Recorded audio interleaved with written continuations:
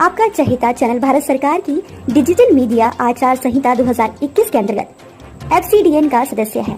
हम अपनी खबरों में एफसीडीएन की कोड ऑफ इथिक का पालन करते हैं। एफसीडीएन का सदस्य होना ही खबरों की प्रामाणिकता है। नमस्कार, आप देख रहे हैं एबीपी 9 न्यूज। हम आपको ले चलते हैं मध्य प्रदेश से बड़ी खबर आ रही है।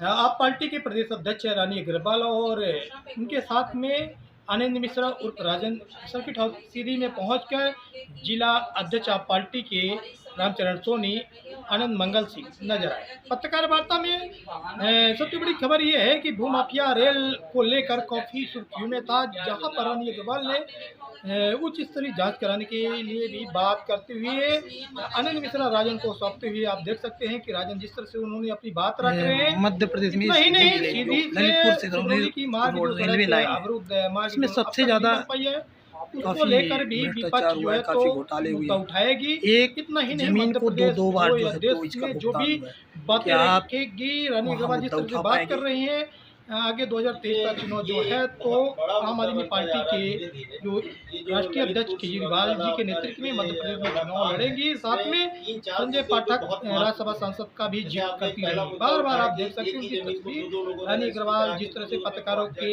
सवालों में भी जब अपनी बात नहीं रख पाई तो आनंद मिश्रा को रोजगार देंगे। इतना ही नहीं, सर्किट हाउस जब पहुंची थी तो वहाँ पर जिले के अध्यक्ष आम आदमी पार्टी के रामचरण सोनी भी मौजूद रहे और कार्यकर्ता बहुत बड़ा मुद्दा है। जिले के मीडिया पत्रकार, इलेक्ट्रॉनिक प्रिंट मीडिया पत्रकार भी नजर रहे। गांधी चौक में जिस तरह से कार्यक्रम चल रहा है, अभी आपके काफी सांसद भी हैं राज्यसभा में, क्या इसका मुद्दा उठा पाएंगे? इसमें कई कलेक्टर हैं, एसडीएम में तहसीलदार हैं, पटवारी और जो यहाँ के जनप्रतिनिधि हैं विपक्ष जो भाजपा के नहीं काफी लोग भूमाफिया में शामिल हैं। न्यूज में हम पूरी तस्वीर अगर इस जिस तरह से उन्होंने बात रखी है, अपने रानी अग्रवाल को आप उनके बारे में उनको अवगत कराएंगे और उनके माध्यम से लोकसभा और राज्यसभा में इस मुद्दे को जरूर उठाएंगे। सिर्फ अगर आम आदमी पार्टी पूरे मध्य प्रदेश में 230 विधानसभा सीटों पर चुनाव लड़ेगी और हमारा संगठन प्रदेश से लेके निचले स्तर बूथ तक तैयार हो चुका है, जिसमें माननीय हमारे राज्यसभा सांसद हो रही है।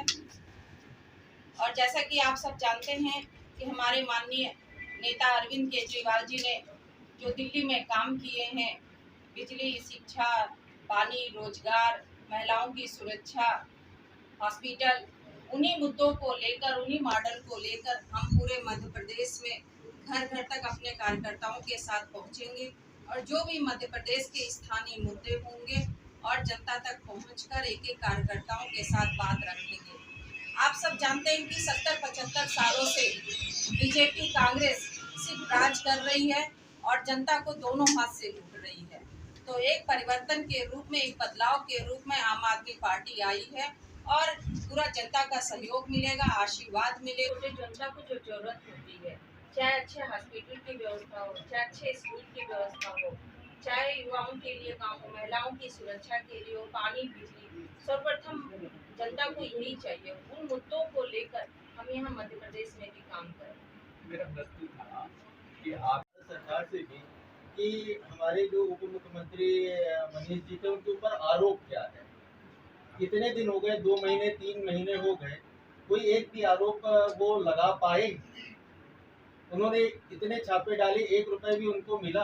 अब वो किस आधार पर उनको अंदर कर रहे हैं, मैं आपको बताता हूँ। मनीष जी के लैपटॉप में करीबन 10,000 मेल है।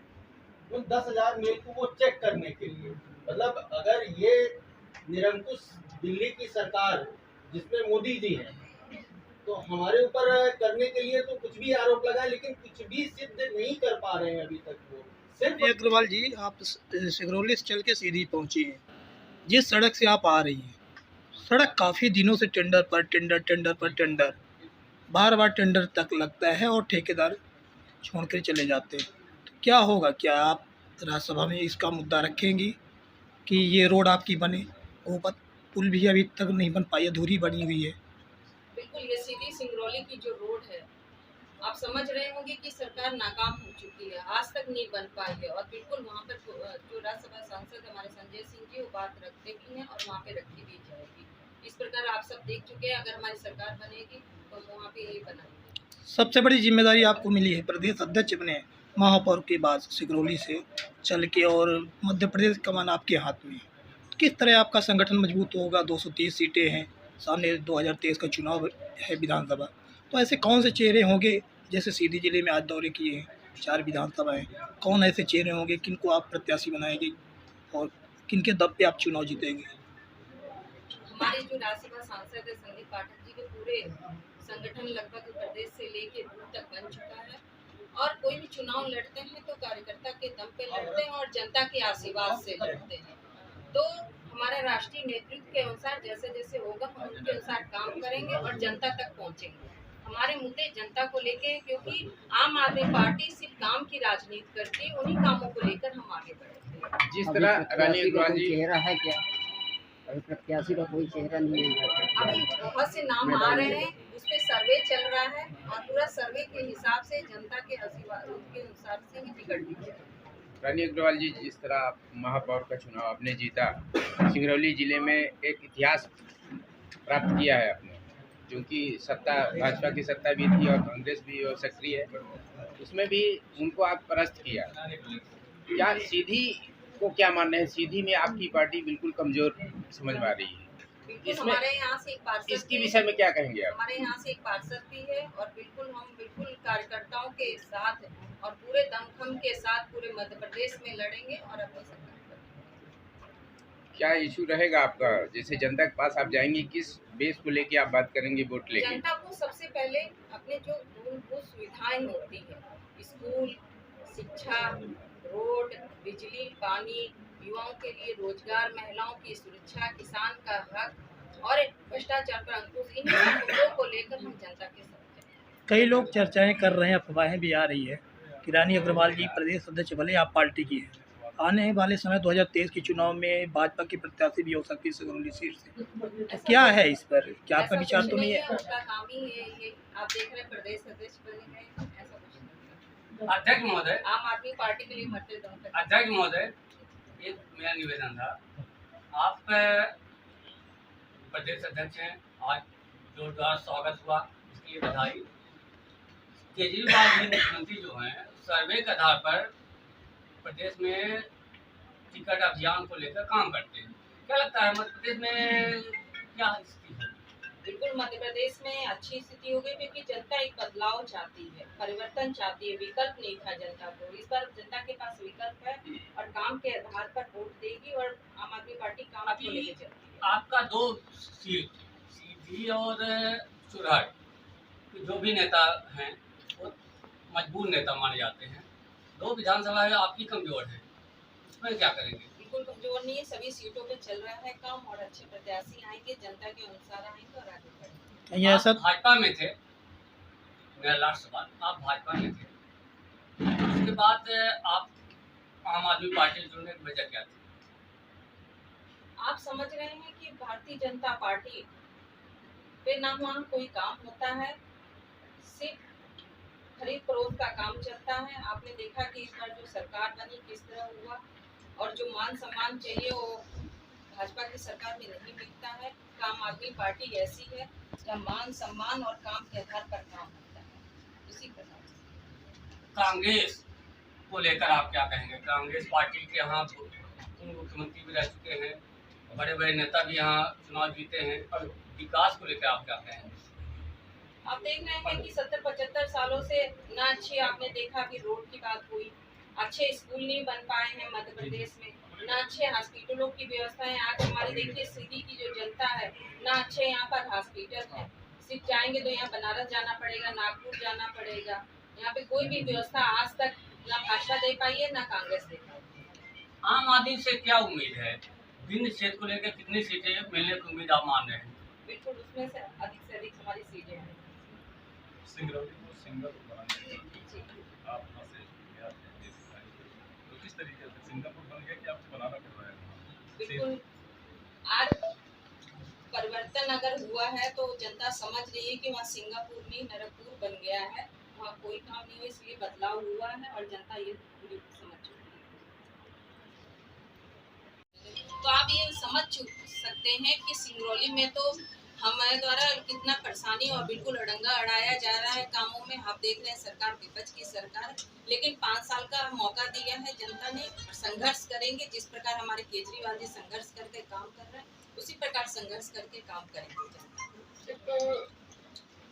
ये कहा जाए तो काफी अच्छे रोड की हो, सफाई की हो और नाली की व्यवस्था हो, स्ट्रीट लाइट की हो, गौशाला पे भी काम चल रहा है हमारा मनोहर यहाँ, तो इन सब पे धीरे धीरे काम चल रहा है। जलकर को आपने मुफ्त करने का वादा किया था, क्या उस दिशा में कोई आपने देखा कि बैटरी को लेके हमने किया था, लेकिन हमारे पास पार्षद 5 ही पार्षद है, तो MIC द्वारा जो मंत्रिमंडल हमारा होता है, तो MIC द्वारा हमने वो पारित कर दिया था।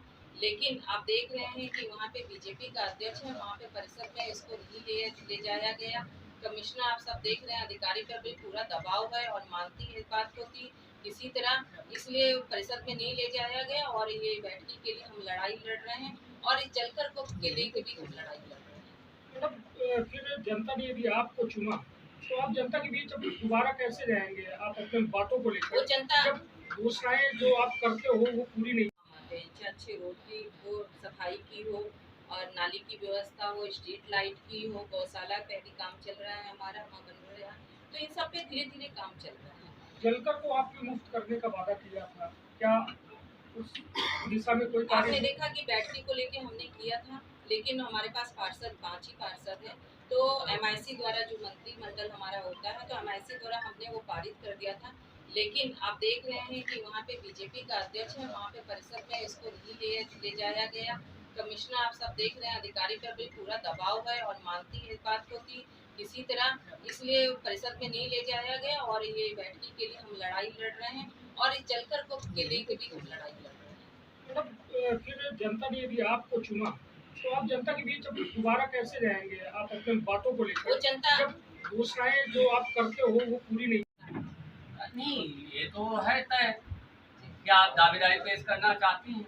ये लोकतंत्र है, सभी कर सकते हैं, लेकिन अभी तो जो जनता ने आशीर्वाद दिया है 5 साल का मौका, वो काम करेंगे। अगर राष्ट्रीय नेतृत्व का होगा तो उसके अनुसार आगे बढ़ेंगे। यहाँ केजरीवाल जी को आने के लिए आप चुनावी प्रचार में न्योता देंगे? बिल्कुल, केजरीवाल जी के नेतृत्व में ही पूरे मध्य प्रदेश में चुनाव लड़ा जा रहा है। वो पूरा देख रेख कर रहे हैं और हर लोकसभा में जहाँ पे जोन 5 जोन वो आएंगे। रानी जी, एक छोटा सा सवाल, सिर्फ घोषणा पे घोषणा करती है और जमीन पे कोई घोषणाएं नहीं दिखाई देती। आप समझ रहे होंगे कि ये चुनावी साल है और इस समय वो घोषणा कर रही है और आपके समझ ही आ जाएगा कि कितनी बहनों को ये मिला। वाहनों के लिए आप राष्ट्रीय प्रदेश अध्यक्ष हैं, वाहनों के लिए क्या योजना आपके हिसाब आपने देखा होगा कि हमारी दिल्ली सरकार दे रही है, पंजाब में भी हो रहा है और उस नियम हमारा एजेंडा भी बनेगा तो बहनों के लिए भी आगे सकती मध्य प्रदेश में सीधी जिले जो Lalitpur Singrauli road railway line है, इसमें सबसे ज़्यादा काफ़ी भ्रष्टाचार हुआ है, काफ़ी घोटाले हुए हैं।